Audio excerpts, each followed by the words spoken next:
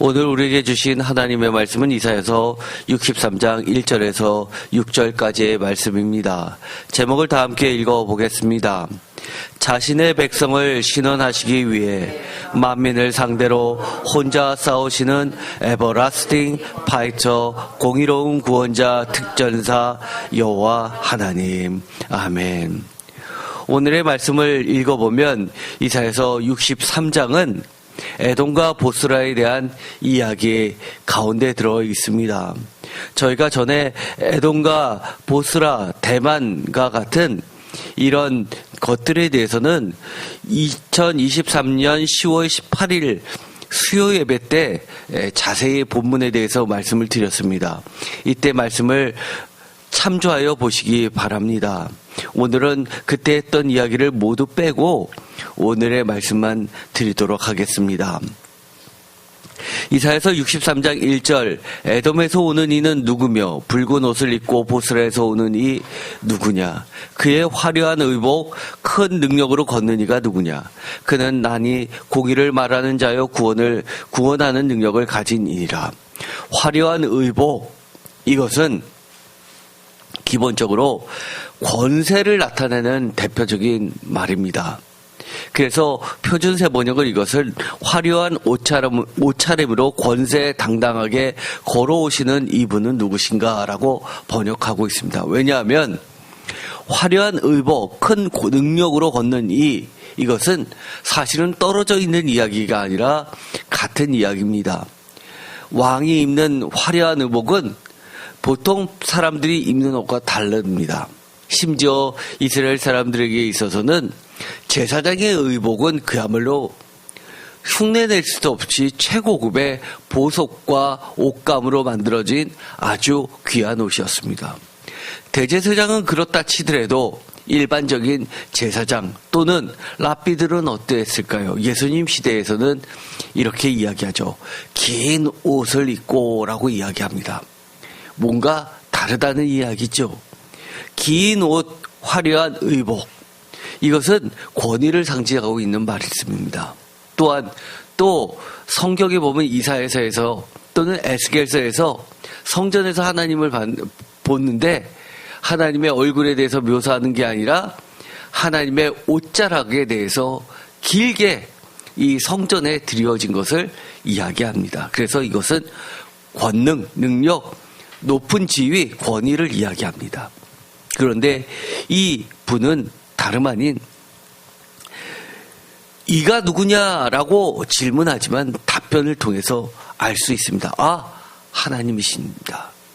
하나님은 능력의 하나님이시고 공의의 하나님이시고 구원의 하나님이십니다. 라고 고백하게 만든다는 겁니다. 그러면서 2절에 어찌하여 내 의복이 붉으며 내 옷이 포도주를 밟는 자 같으냐? 어찌하여 붉게 물들었느냐? 라고 묻습니다. 그것은 다름이 아니라 3절 만민 가운데 라고 하면서 만민을 상대로 이처럼 붉게, 즉 요한계시록에 이야기하면 포도주 틀을 밟아서 선열이 튀듯이 심판하시는 전사 하나님에 대해서 이야기합니다.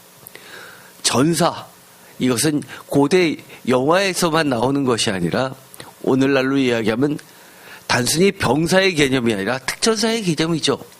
특별한 싸움꾼입니다. 그런데 하나님이 매우 독특한 말씀을 하십니다. 물이 만민 같은 이야기인데 무리를 밟았고 분함으로 말미암아 짓밟았으므로 그들의 선열이 내 옷에 튀어 내 의복은 다 더럽혀졌다. 이것은 우리가 짐작하는 말씀인데 너무나 특이하게 이렇게 이야기하십니다. 만민 가운데 나와 함께한 자가 없이 내가 홀로 포도주 틀을 밟았는데 내가 노함으로 말미암아 무리를 밟았고 분함으로 말미암아 짓밟았으므로 라고 이야기합니다. 왜 그럴까요? 왜냐하면 4절에 보면 이는 내 원수 갚는 날이 내 마음에 있고 내가 구속할 해가 왔으나 5절 다 같이 읽겠습니다. 내가 본주 도와주는 자도 없고 붙들어 주는 자도 없으므로 이상하게 여겨 내 팔이 나를 구원하여 내 분이 나를 붙들었음이라. 뭐라고요? 내가 본즉 도와주는 자도 없고 붙들어 주는 자도 없으므로 이상하게 여기셨다는 겁니다. 왜 어째서 타고난 싸움꾼이신 여호와 하나님을 이상하다, 갸우뚱하게 만드시는가? 이것은 오늘의 말씀을 보면 1차적으로 직접적으로는 이렇게 이야기하십니다. 도와주는 자도 없고 붙들어주는 자도 없으므로. 도와주는 자, 붙들어주는 자, 표준세 번역은 누구를 붙들어주고 누구를 돕는다고 합니까? 아무리 살펴보아도 나를 도와서 나와 함께 일할 사람이 없었다라고 이야기합니다. 누구를 돕는다고요?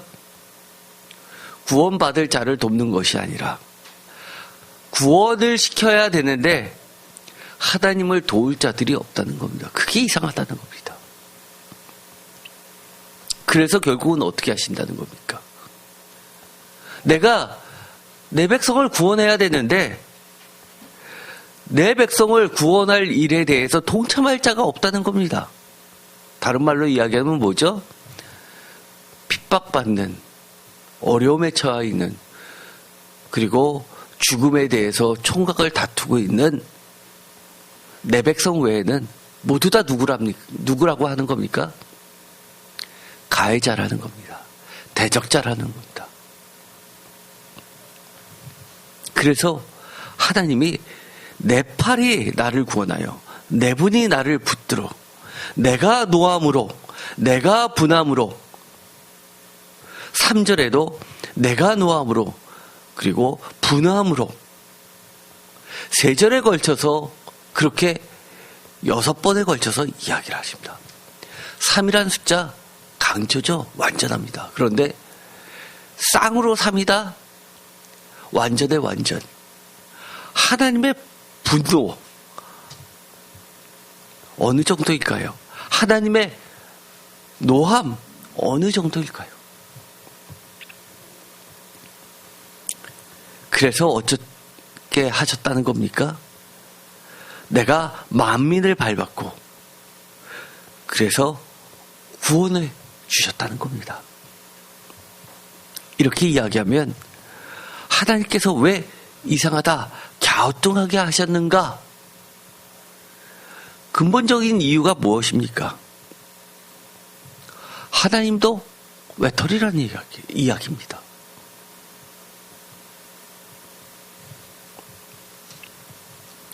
이사야서 65장, 63장 5절에 있는 이 분노, 이것은 해마인데 기본적인 뜻은요, 놀랍게도 히트입니다. 열기입니다. 열. 뜨거움입니다.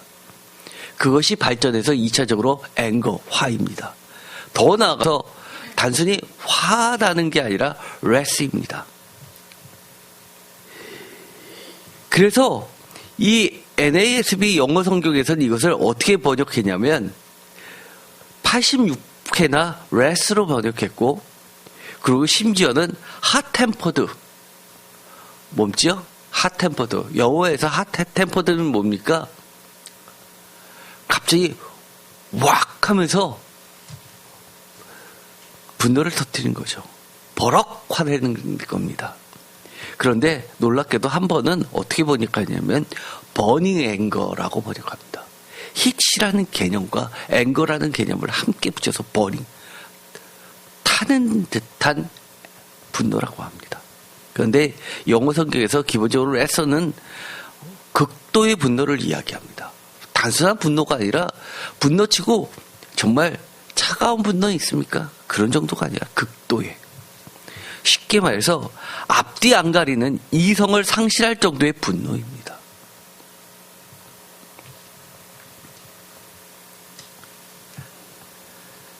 왜 하나님은 이처럼 홀로 싸우실 밖에 없었을까? 구원시켜줘야 될 억압받는 자를 위해서 홀로 싸우실 수밖에 없었는가? 단순하게 생각하면 이렇습니다. 아유, 그 사람을 도울 사람이 없어서 하나님께서 도우셨겠지요. 그거일까요? 저는 그것이 근본적인 이유 아니라고 봅니다. 그랬다면 하나님은 그렇게까지 극도의 분노, 레스를 표현하지 않았을 겁니다. 첫 번째, 하나님이 찾으시고 마음에 흡족한 한 사람도 없기 때문입니다. 이 만민 중에서, 이 많은 사람 중에서 어떻게 나와 함께하는 자가 한 명도 없지? 왜 내 생각과 내 뜻과 내 말씀에 동의하는 사람이 한 사람도 없지? 그렇다는 이야기는 뭡니까? 내 말과 내 뜻을 따르는 이 백성 외에는 다 나를 대적하는 거 아니냐? 그거 아닙니까? 내 백성을 공격하는 것은 내 백성을 공격하는 게 아니라 곧 나를 공격하는 거 아니야? 예수님도 그런 말씀을 하시죠. 제자를 앞두고 십자가에 달려 돌아가시기 전에 너희들이 박해를 받을 텐데 그것은 세상이 너를 미워하는 게 아니라 나를 미워하기 때문이라 라고 이야기합니다. 시편 53편 제목이 마스길 마할랏에 맞춘 노래입니다. 마할랏이 뭘까요? 제가 전에 했었습니다. 마할랏은 기본적으로 음악 용어에 속하는데 기본적으로 질병이란 뜻입니다. 즉 고통이나 괴로움을 나타내는 분위기로 연주하라는 뜻입니다. 우리가 영화를 볼 때 이 배경음악이 굉장히 중요합니다. 아무런 대사도 안 했는데 어떤 사람이 한 명이 걸어가는 장면인데 아주 신나는 음악을 틀어놓으면 이 사람은 기분 좋구나. 뭔가 좋은 일이 벌어지겠구나. 그런데 007 영화 같은 데서 아니면 아주 무서운 영화 같은 데서 나오는 전전전전전전 하면 긴장감이 흐르면서 뭔가 불길한 일이 벌어지는 거 아니야? 사고가 발생하는 거 아니야? 뒤에서 누가 공격해서 사람을 찌르는 거 아니야?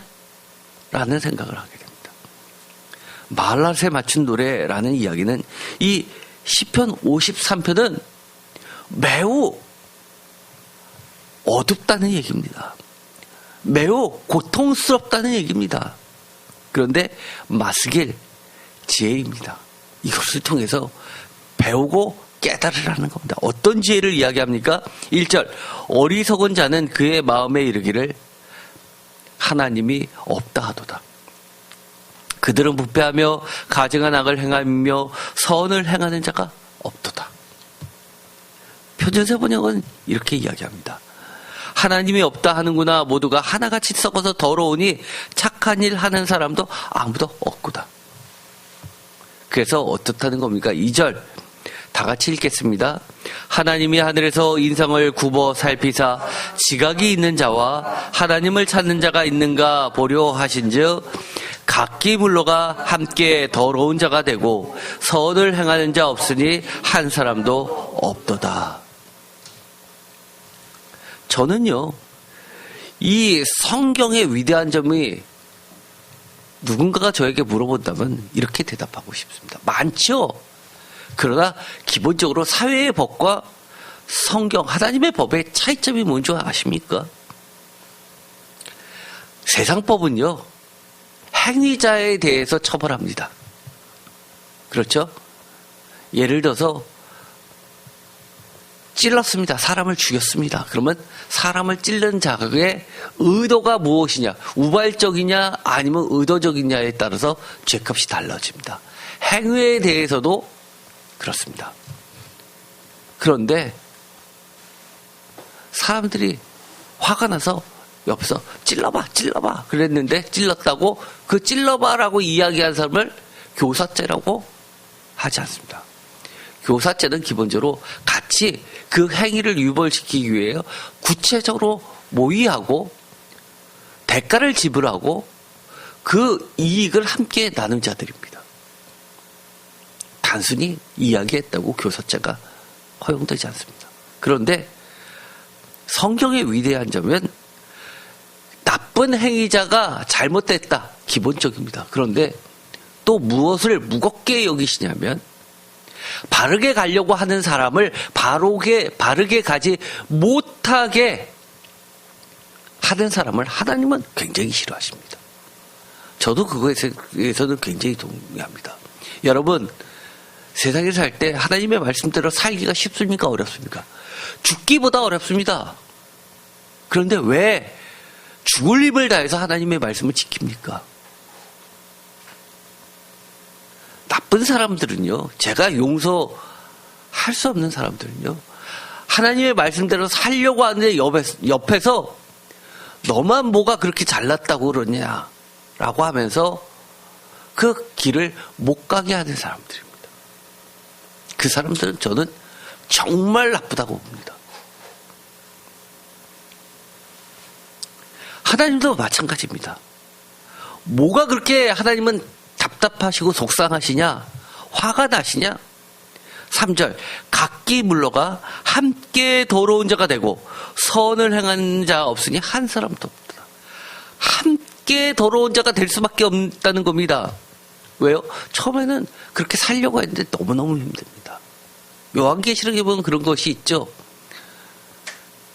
사탄의 수하 세력들이 조합을 만들어서 예수님을 믿는 백성들, 예수님의 제자들을 그 공동체에서 몰아내게 해서 결국은 먹고 사는 것도 못하게 예수님을 포기하게 만듭니다. 그게 뭐였죠? 666입니다. 666의 표식을 가진 자만이 서로 주고받고 하면서 살 수 있는 사회를 만드는 겁니다. 그게 사탄의 본질입니다. 하나님은요, 어떤 행위 그 자체보다도 하나님의 길을 함께 하려고 하는 사람인데도 불구하고 그를 함께 하지 못하게 해서 모두가 더러운 자가 되게 만드는 그것을 666이라고 이야기를 하는 겁니다. 그래서 4절에 죄악을 행하는 자들은 무지하냐? 그들이 떡 먹듯이 내 백성을 먹으면서 하나님을 부르지 아니하는더라. 뭐라고요? 너가 하나님 부르지 않은 것까지는 좋아. 그런데 심지어 내 백성을 떡 먹듯이 먹어? 그들이 두려움이 없는 곳에서 크게 두려워하였으니 너를 대항하여 진친 그들의 뼈를 하나님이 흩으십니다. 하나님이 그들을 버리셨으므로 내가 그들에게 수치를 당하게 하였도다. 원래 사람의 뼈는 모아서요, 안장을 하거나 이스라엘 사람들의 전통은요, 항아리 같은 데 담아서 우리나라에서 보면 나중에 어떻게 하죠? 태운 다음에 그것을 곱게 빨아서 항아리에 담아서 유골함에 넣습니다. 이스라엘 사람들의 전통은 바위를 파서 그렇게 유골함들을 집어넣습니다. 그런데요, 바람에 날려버리십니다. 분노에 날려버리십니다. 흔적도 찾지 못하게 하십니다. 최고의 수치죠. 로마서 3장 10절 기록된 바 의인은 없나니 하나도 없으며 11절 깨닫는 자도 없고 하나님을 찾는 자도 없고. 지금 우리가 예배를 왜 드립니까? 예배를 드려야지만 천국 갈 수 있기 때문입니까? 아니요. 예배 시간에 와서 하나님 말씀 듣고 깨달으라는 겁니다. 예배 시간 왔는데 설교 시간에 내리 자고 하나님 말씀 뭐 하는지 관심도 없고 예배 끝나고 땡치고 나가면 내가 예배 드렸어 라고 만족한다면 그건 예배 드린 거 아닙니다. 깨달아야죠. 하나님을 찾아야죠. 하나님을 찾는 게 무엇입니까? 하나님의 말씀을 끝까지 붙잡고 나아가야죠. 그런데 12절 다 치우쳐 함께 무익하게 되고 선을 행하는 자는 없나니 하나도 없도다. 그들의 목구멍은 열린 무덤에 그 혀로는 속임을 일삼으며 그 입술에는 독사의 독이 있고. 나쁜 짓 하는 사람들을 보면요, 자신의 했던 말을 손바닥 뒤집듯이 뒤집는 사람들이 있습니다. 저도요, 그래서 회의를 할 때 반드시 녹음하자고 제가 건의를 해서 녹음을 해두고 있습니다. 너무 많이 딴소리를 해서 그렇습니다. 제가 이 교회 말고 다른 단체의 장을 맡고 있는데 그들의 목구멍은 열린 무덤이고 그 혀로는 속임을 삼습니다. 자신의 이해관계 때문에 거짓말을 얼마 많이 해야 되는지 모릅니다. 제가 너무 목회 생활을 해서 세상을 몰라서 사람들이 그렇다라고 이야기합니다. 그러나 그래도 자기가 한 말에 대해서는 책임을 져야죠. 저도 직장생활 10년 했고요. 사업 10년 했고 그 다음에 목회했습니다. 최소한 저도 사회생활 할 때 그런 사람들은 살아남지 못합니다. 그런데도 그것이 지금은 제가 목회하면서 10년 하면서 떨어져 있다 보니까 일상이 돼버린 사회를 보면서 이게 사회의 모습인가? 저는 참 지금 놀라고 있습니다. 다른 데도 다 이러나? 입술에는 독사의 독이 있습니다. 그 입에는 저주와 악독이 가득하고요. 그 발은 피 흘리는데 빠릅니다. 파멸과 고생이 그 길에 있어서 평강의 길을 알지 못합니다. 왜요? 한마디로 18절에 그들의 눈앞에 하나님을 두려워함이 없기 때문이라고 하나님은 이야기합니다. 저는 이 말씀이 진리라고 생각합니다. 하나님을 정말 두려워한다면 그렇게 할 수 없습니다. 왜요? 하나님은 재판장이시기 때문입니다. 제가 지난주 수요일날 여호와는 우리의 재판장이시다라고 하는 말씀으로 설교를 했습니다. 거기에서 보이지 않게 가장 중요한 핵심이 뭡니까? 왜 하나님은 우리뿐만 아니라 모든 백성들의 재판장이 되십니까? 왜 그렇죠? 제일 세서요. 거기서 그렇게 제가 설교하지 않았습니다. 가장 기본적인 거, 깔려있는 밑바탕에는 하나님이 다 보고 계시다는 겁니다. 다 알고 계시기 때문에 가장 공정한 선한 재판을 하실 수 있다는 겁니다. 우리가 재판장에 가면 어떻습니까? 원고와 피고가 나옵니다. 그리고 나서 서로 주장을 하죠. 그런데 한쪽 주장을 들어보면 그 말이 다 맞는 것 같습니다. 그런데 반대편에 나와서 변론을 하다 보면 증거들을 가지고 이야기하면 아니네, 이게 저거였네. 왜요? 모든 것을 다 알게 되면 답이 보입니다. 기준이 있기 때문입니다. 그래서 하나님은 악인들이 자꾸 뭐라고 이야기합니까? 몰래, 은밀히 이런 말을 많이 합니다. 그러나 너희들이 아무리 은밀히 해도 하나님은 다 보고 계시기 때문에 공정한 재판을 하실 수 있다는 겁니다. 속임수도 통하지 않는다는 겁니다. 하나님은 왜 홀로 싸우실 수밖에 없으셨습니까? 첫 번째 이유는 바로 이거였죠. 하나님이 찾으시고 마음에 흡족한 사람이 한 명이라도 있었으면 홀로 싸우시지 않죠. 근데 한 사람도 없기 때문이라는 겁니다.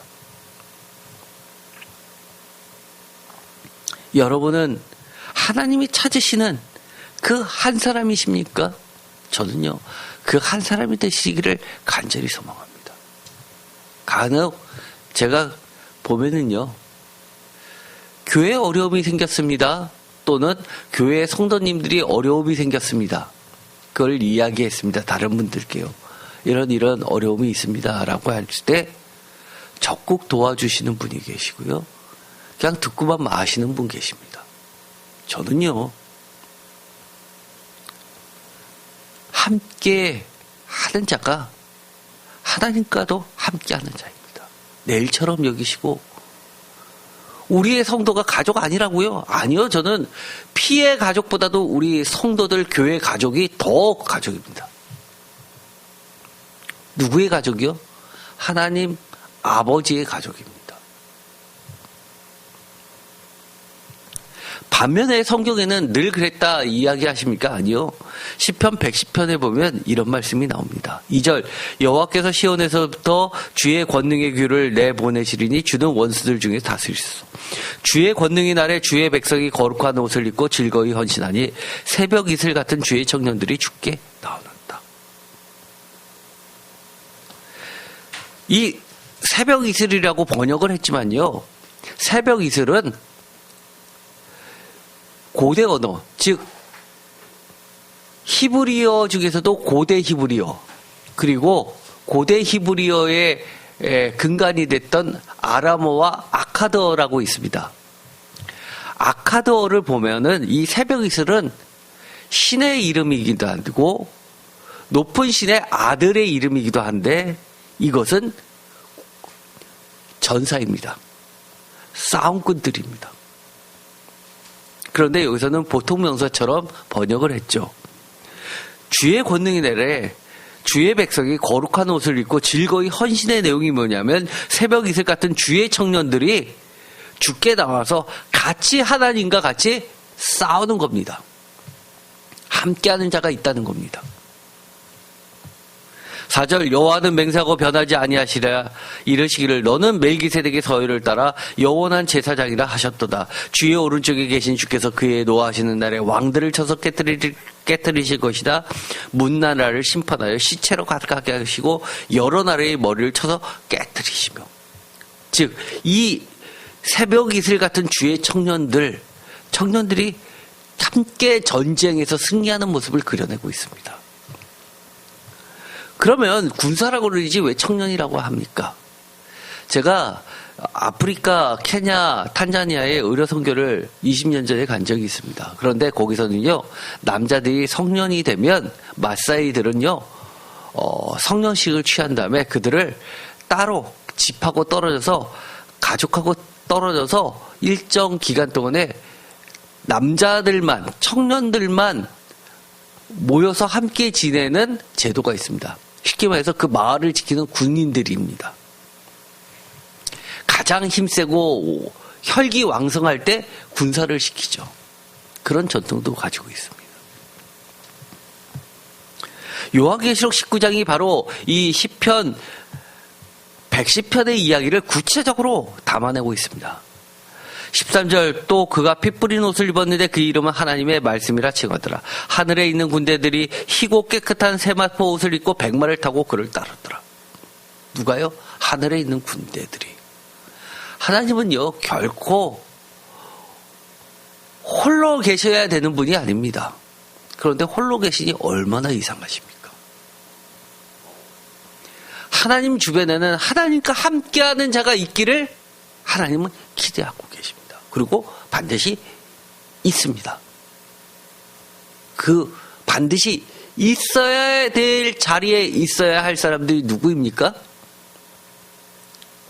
저요? 제가 그 자리에 있어야 됩니까? 그거는 partly right. 그러나 전부 맞지는 않죠. 누굽니까? 접니까? 라고 물어보면 여러분들 뭐라고 대답하셔야 됩니까?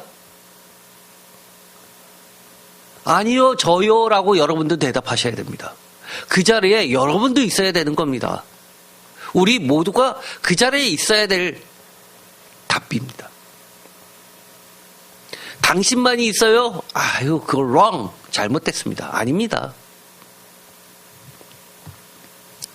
그의 입에서 예리한 검이 나오니 그것으로 만국을 치겠고 친히 그들을 철장으로 다스리며 또 친히 하나님과 전능하신 이의 맹렬한 진노의 포도주를 받겠고 그의 옷과 그 다리의 이름을 쓴 것이 있으니 만왕의 왕이요 만주의 주라 하였더라. 우리는 어떤 군사입니까? 우리는 어떤 군사들이죠? 하나님의 말씀만을 쫓아 살아가는 성도들입니다. 거룩한 백성들입니다. 하나님의 말씀만을 쫓아간다고요? 하나님의 말씀만을 쫓아가면요 어떻게 될 것이 예상되냐 하면 사람들로부터 따돌림 받습니다. 아, 피곤해. 그러지 마. 그리고 저희들끼리 한패가 돼가지고 공격해 들어올 겁니다. 그렇다면 여러분은 하나님의 말씀만을 쫓아가는 성도입니다.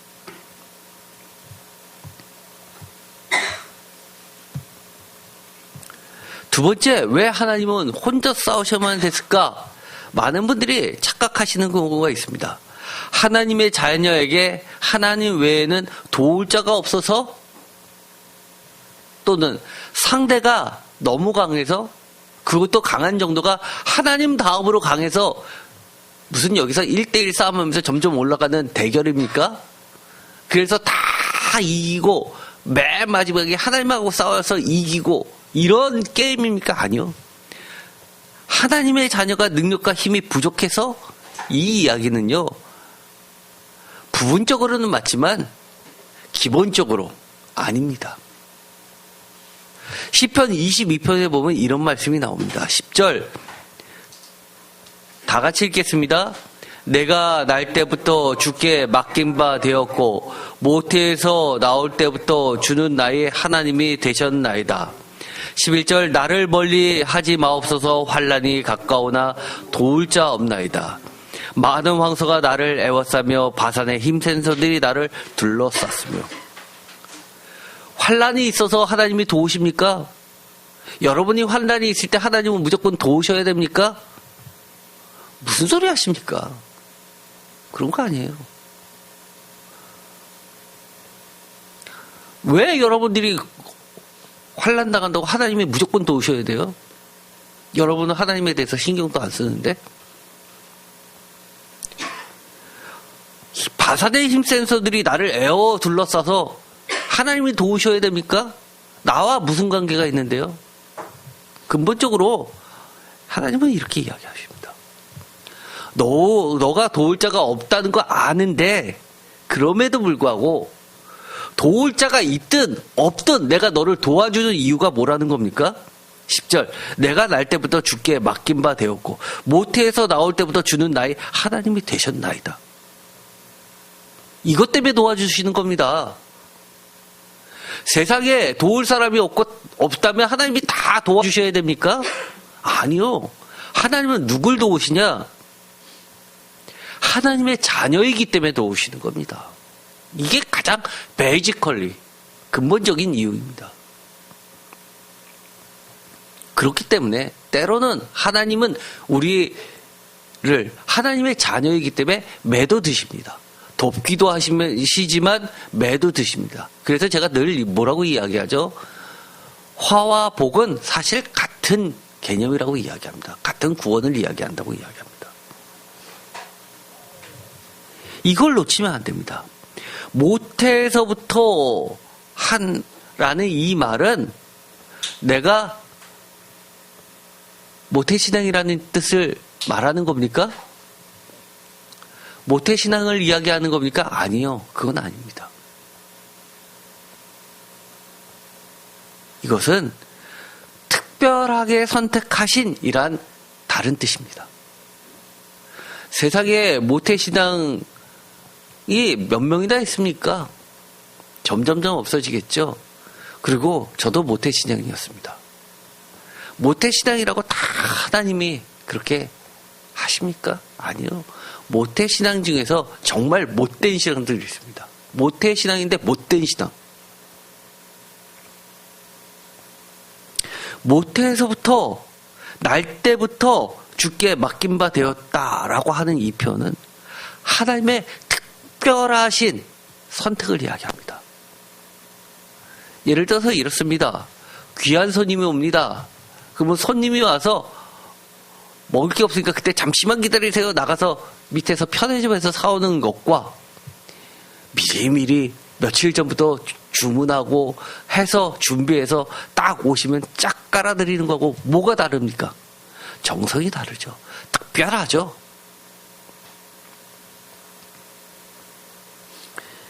모태에서부터 날 때부터라는 것은 모태신앙을 이야기하는 것이 아니라 하나님의 특별하신 사랑과 자비를 나타내고 있습니다. 하나님의 절대 주권을 이야기하는 겁니다.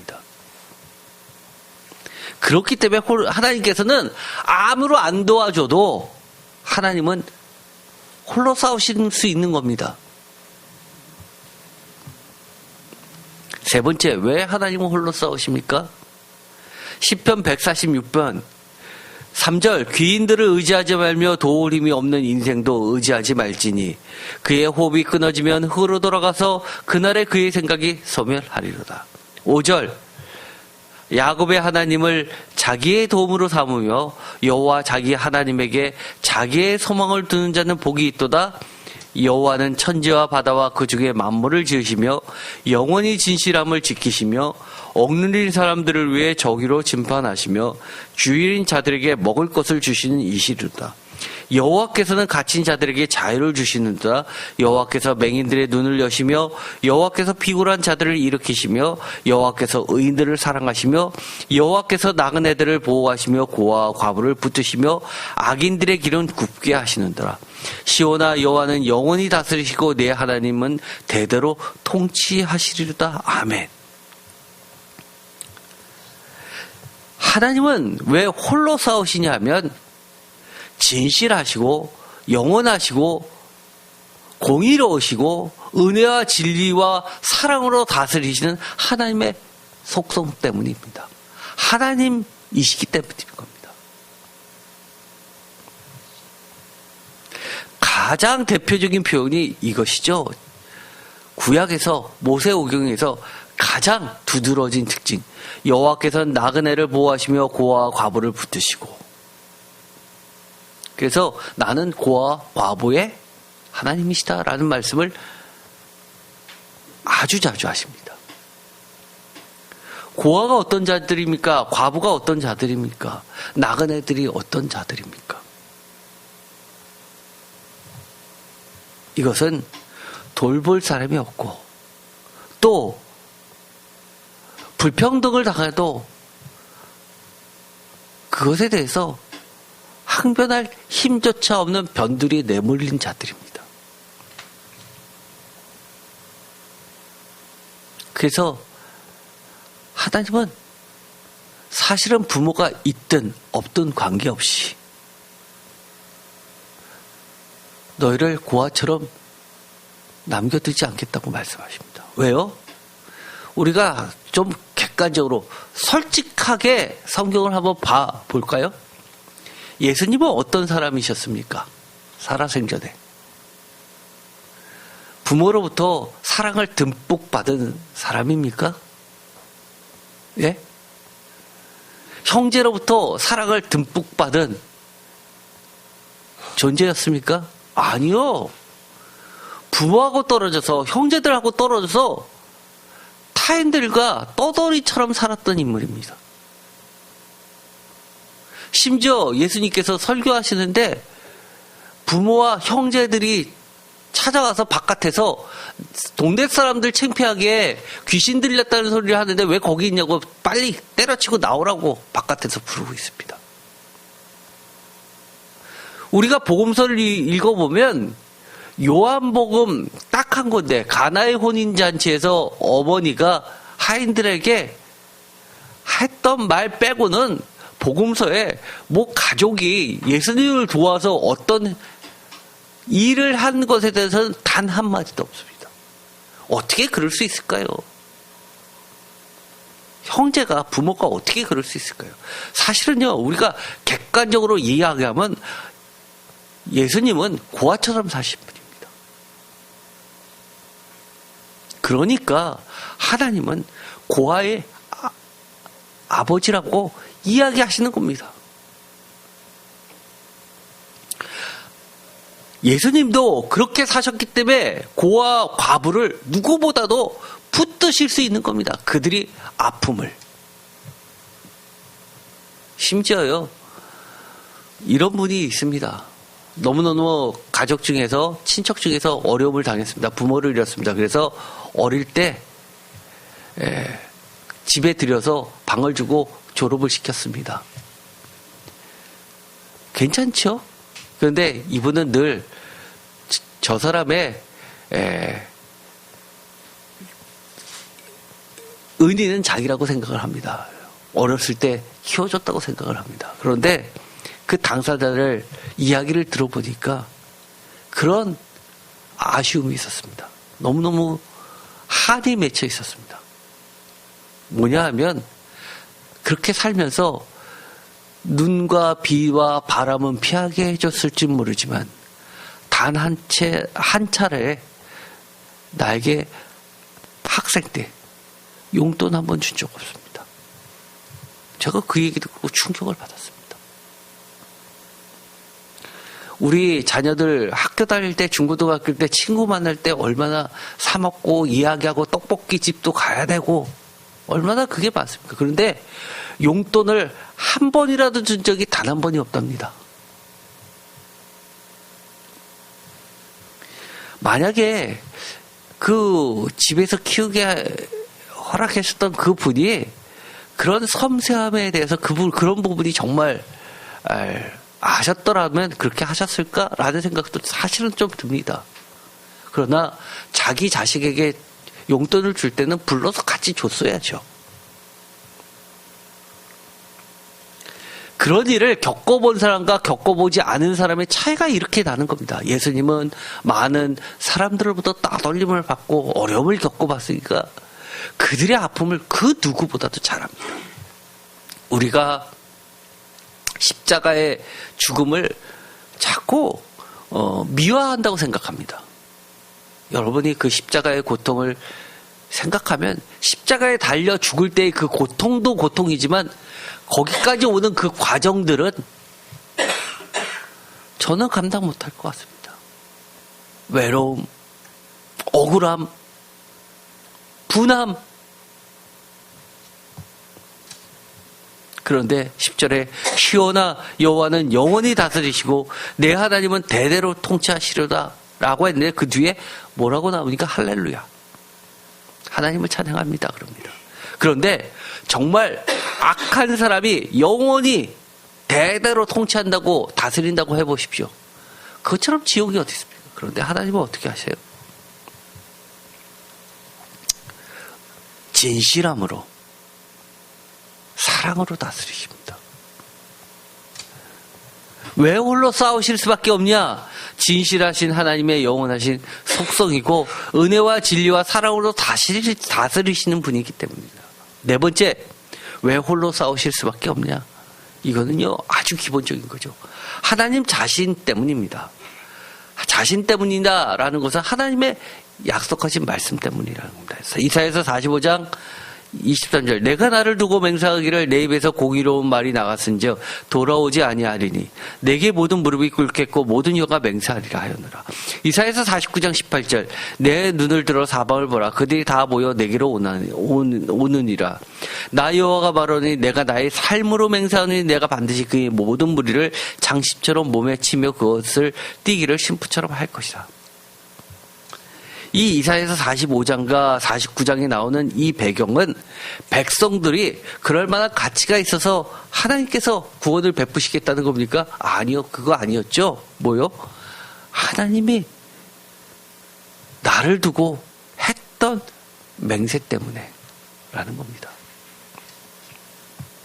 예레미야서도 마찬가지입니다. 예레미야서 22장 5절 그러나 너희가 이 말을 듣지 아니하면 내가 나를 두고 맹세하노니.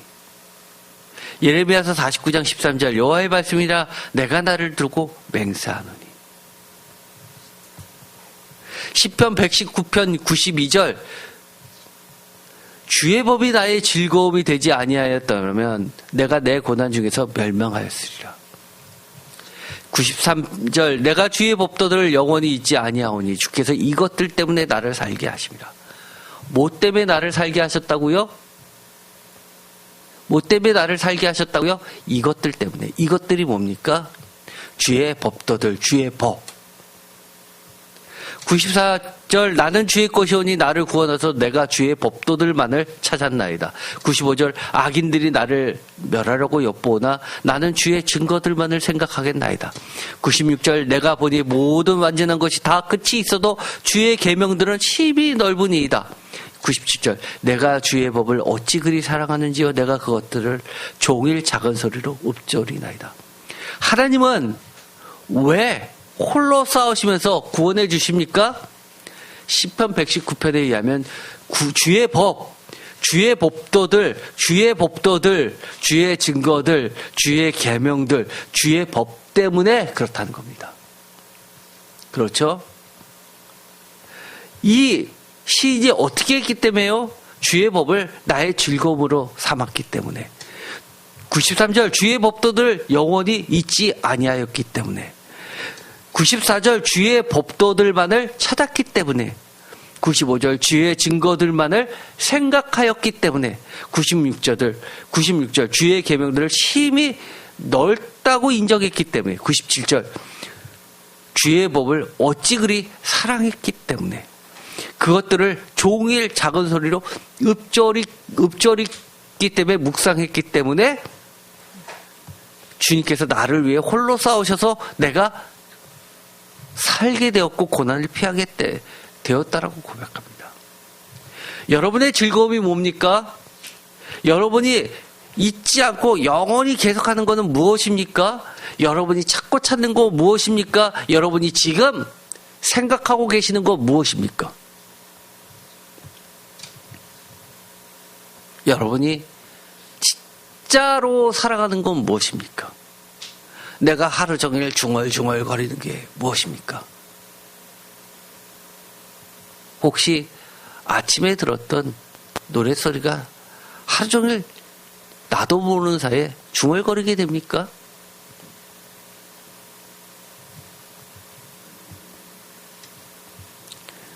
우리들은 좀 객관적으로 돌이켜볼 필요가 있습니다. 하나님 저를 구원해 주세요, 도와주세요라고 하는데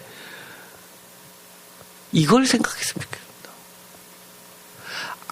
아무리 나를 도울 사람이 없다 하더라도 하나님이 기적처럼 나를 도와주셨기를 바란다면 하나님이 홀로 싸우실 수밖에 없게 만들면 되는 거 아닙니까? 한마디로.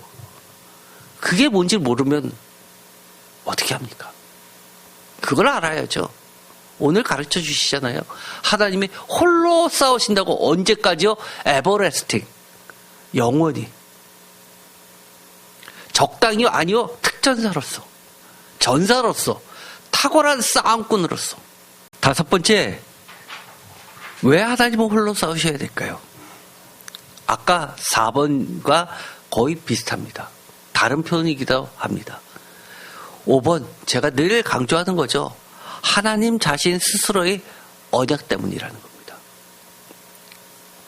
그래서 특별히 하나님은 하나님의 자녀를 뭐라고 부르시냐면 언약 백성이라고 합니다. 언약, 구약, 신약, 하나님 말씀, 성경 말씀. 하나님 자신이 직접 내뱉으시고 약속하신 그 말씀 때문이라는 겁니다. 출애굽기 2장 23절. 유명하죠. 구원의 역사를 이야기합니다. 제가 전에도 한번 얘기한 적이 있었을 겁니다. 초창기 때. 제가 신학교를 들어갔습니다. 구약 개론 시간을 맞이했습니다. 기대를 했습니다. 그런데 구약 개론 시간에 교수님께서 제일 먼저 시작한 게 창세기가 아니었습니다. 제가 그걸 보고 깜짝 놀랐어요. 야, 이렇게 틀리구나. 신앙생활과 신학교가 이렇게 틀리구나. 어디부터 하셨냐면 출애굽기부터 하셨습니다.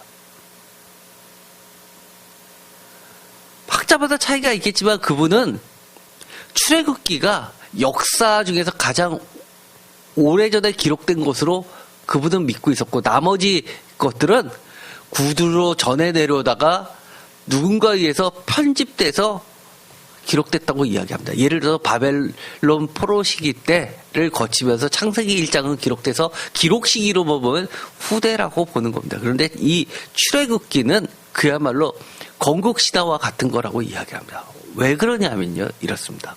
23절, 여러 해 후에 애굽 왕은 죽었고 이스라엘 자손은 고된 노동으로 말미암아 탄식하며 부르짖으니 그 고된 노동으로 말미암아 부르짖는 소리가 하나님께 상달된지라. 24절, 하나님이 그들의 고통 소리를 들으시고 하나님이 아브라함과 이삭과 야곱에게 세운 그의 언약을 기억하사. 25절, 하나님이 이스라엘 자손을 돌보셨고 하나님이 그들을 기억하셨더라. 여기서 주요 단어 6가지가 나오는데요. 들으시고, 기억하시고, 돌보시고, 기억하시고, 이런 이야기들이 나오게 됩니다. 그러면서 구원하여 이끄시는 하나님에 대해서 이야기합니다. 그러면서 여호와라는 이름을 제일 먼저 가르쳐 준 게 언제냐? 바로 출애굽기 때 모세가 호렙산에서 하나님을 만나서 그 이름을 처음 알게 된 것이 출애굽기라고 하면서 출애굽부터 시작하셨습니다. 그런데 구원의 역사를 논할 때 구원의 역사의 시작이 어디서부터 출발됐느냐? 하나님의 언약, 하나님이 아브라함과 이삭과 야곱에게 세운 그의 언약을 기억하심으로써 시작됐다는 겁니다. 언약 때문이라는 겁니다. 구원 우리가 잘나서요? 아니요. 하나님의 약속 때문이라는 겁니다.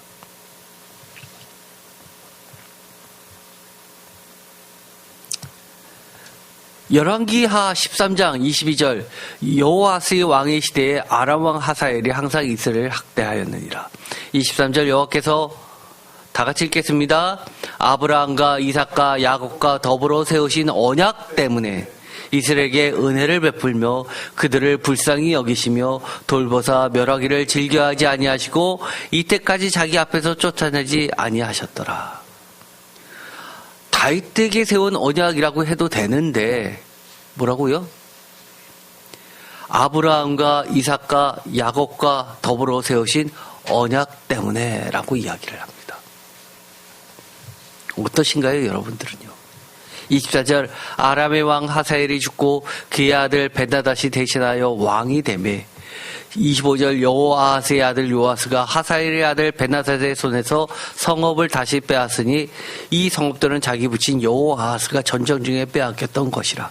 요아스가 벤하닷을 3번 쳐서 무찌르고 이스라엘 성읍들을 회복하였더라. 이 짧은 구절에는 22절 여호아스의 왕의 시대에 아람 왕 하사엘의 얘기부터 시작해서 25절에 여호아스의 아들 요아스가 하사엘의 아들 벤하닷의 이야기로 끝을 내고 있습니다. 그 사이에 중심에 이 중요한 얘기를 하십니다. 여호와께서 아브라함과 이삭과 야곱과 더불어 세우신 언약 때문에. 6번째, 왜 하나님은 홀로 싸우실 수밖에 없냐? 이것은 아주 기본적인 거죠. 하나님의 절대 주권입니다. 하나님을 예배하며 하나님의 말씀대로 사는 하나님의 공의와 정의와 자비의 나라를 위해서 일하는 겁니다. 왕이신 하나님, 나라라는 게 뭡니까? 왕이 있어야 되죠. 땅이 있어야 되죠. 백성은 어떤 백성입니까? 의의 백성, 예배하는 백성들입니다. 창세기 15장 4절 여호와의 말씀이 그에게 임하여 이르시되 그 사람이 내 상속자가 아니라 내 몸에서 날 자가 내 상속자가 되리라 하시고 그를 이끌고 밖으로 나가 이르시되 하늘을 우러 무뼈를 셀 수 있나 보라. 또 그에게 이르시되 내 자손이 이와 같으리라. 아브라함이 여호와를 믿으니 여호와께서 이를 그의 의로 여기시고 의의 백성, 의의 나라. 7절 또 그에게 이르시되 나는 이 땅이 나오죠. 내게 주어 소유를 삼게 하려고 너를 갈대아의 내 우르에서 이끌어낸 여호와이다. 그가 이르되 주 여호와여 내가 이 땅을 소유로 받을 것을 무엇으로 알리까? 여호와께서 그에게 이르시되 나를 위하여 3년 된 암소와 3년 된 암염소와 3년 된 순양과 산비둘기와 집부들기 새끼를 가져올지니라. 제일 먼저 이야기하신 게 예배드리라는 겁니다. 예배 공동체입니다. 제가 전에도 이야기했죠. 시편이 어떤 책이라고요? 구절을 보면 금방 답이 나옵니다.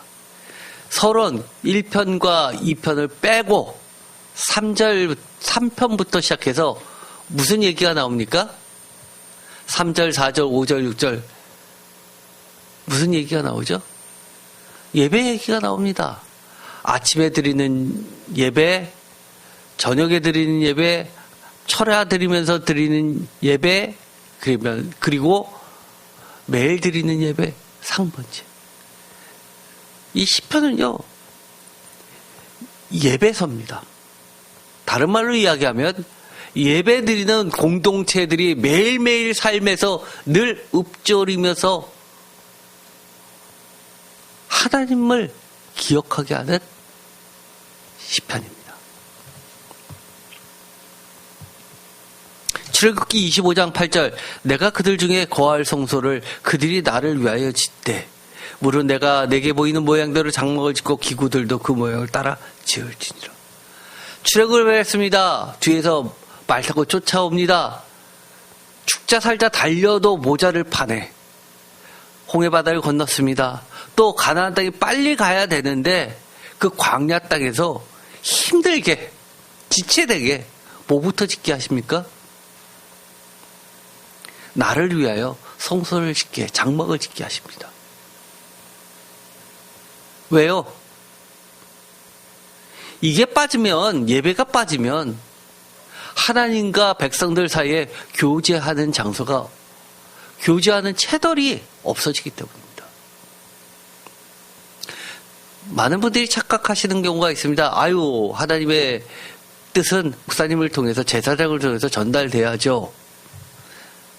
틀린 말 아니죠. 제가 예배를 드립니다. 설교 말씀을 전합니다. 그거를 통해서 여러분들이 알지 못하던 것을 깨닫게 됩니다. 그게 다일까요? 우리가 어떻게 하죠? 예배 끝나고 또 성경 공부를 예배보다 더 길게 합니다. 예배 1시간 드리지만 성경 공부 2시간, 3시간 하죠. 그런데 그때 어떤 일이 벌어집니까? 제가 여러분에게 전하지 않은 말씀인데도 불구하고 성령님께서 여러분의 레마로서 여러분들에게 해주시는 말씀을 우리가 서로 나누고 있습니다. 그래서 저도 그 자리에서 은혜를 많이 받고 서로 교제합니다. 하나님과 교제하는 시간입니다. 하나님의 나라는 예배를 빼놓고는 상상할 수조차 없습니다. 이사야서 43장 20절 장차 들짐승 곧 승냥이와 타조도 나를 존경할 것은 내가 광야의 물을 사막의 강들을 내어 내 백성 내가 택한 자에게 마시게 할 것입니다. 이 백성은 다 같이 읽겠습니다. 내가 나를 위하여 지었나니 나를 찬송하게 하려 함이라. 여러분은 어떤 백성입니까? 예배하는 백성들입니다. 누구를요? 하나님을요. 요한복음 15장 16절 너희가 나를 택한 것이 아니요 내가 너희를 택하여 세웠나니. 하나님의, 예수님의 절대 주권을 이야기합니다. 왜 여러분이 내가 기독교를 선택했다고 생각하십니까? 내가 하나님을 믿는다고 선택했다고 생각하십니까? 믿음이 여러분으로부터 나왔습니까? 우리가 하나님을 믿고 은혜를 경험하고 나니까 우리가 어떤 고백하게 되죠? 하나님이 먼저 나를 사랑하셨구나. 먼저 나에게 다가오셨구나. 나를 믿음으로 이끌어 주셨구나. 내가 이렇게 지금까지 믿게 된 것도, 믿음 생활을 유지하고 있는 것도 다 하나님 때문이구나. 아닙니까? 이는 너희로 가서 열매를 맺게 하고 또 너희 열매가 항상 있게 하여 내 이름으로 아버지께 무엇을 구하든지 다 받게 하려. 우리가 예수님의 이름으로 기도합니다. 제일 간절하게 할 때 언제일까요? 여러분들이 죽음 앞에서입니다. 죽게 될 때입니다. 이때처럼 간절할 때 있을까요? 또 여러분의 가장 사랑하는 자들이 위험에 처했을 때입니다. 이때부터 간절할 때가 있을까요? 그런데 뭐라고 그랬습니까? 내 이름으로 아버지께 무엇을 구하든지 다 받게 하려 합니다. 쉬운 거는 내가 들어줄 수 있는 거는 들어주고 그렇지 않은 것은 들어보고 나서 판단할게. 이건 누가 하는 소리입니까? 하나님이 하시는 소리 아닙니다. 그거는요.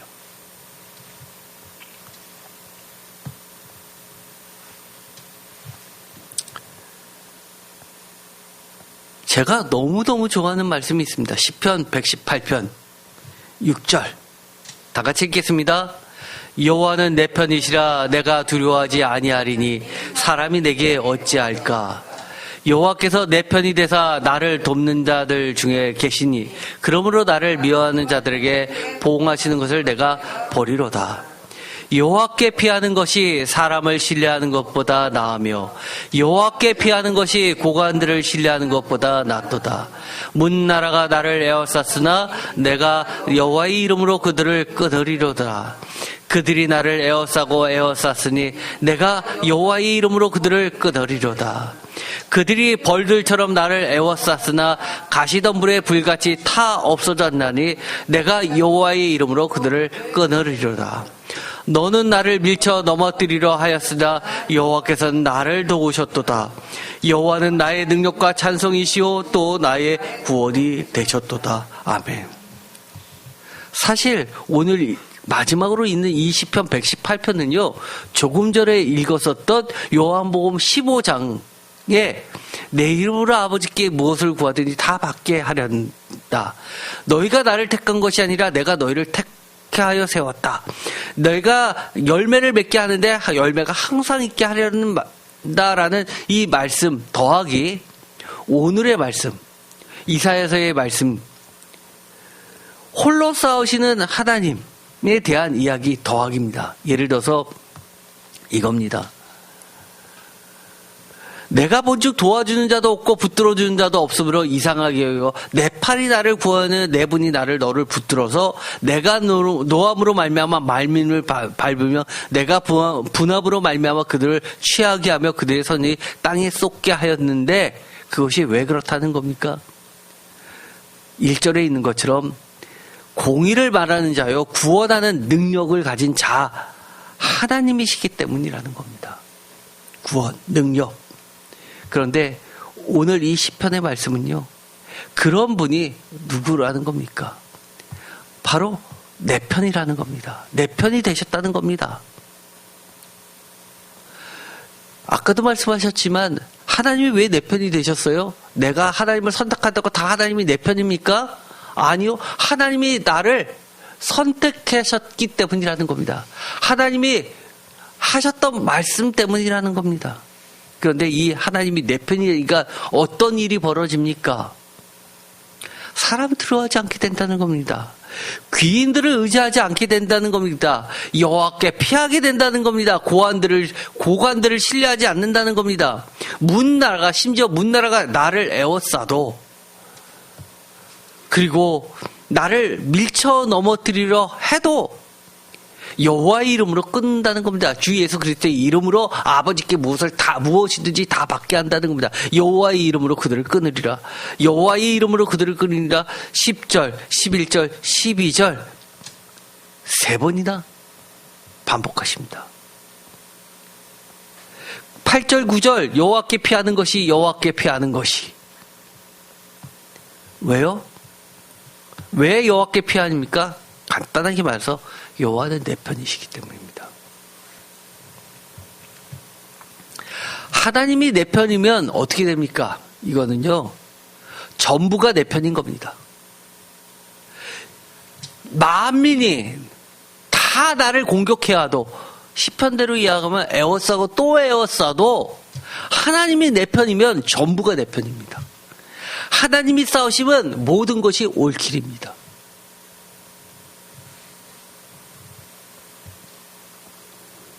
저는 그래서 하나님의 말씀을요, 어떻게 사랑하나요?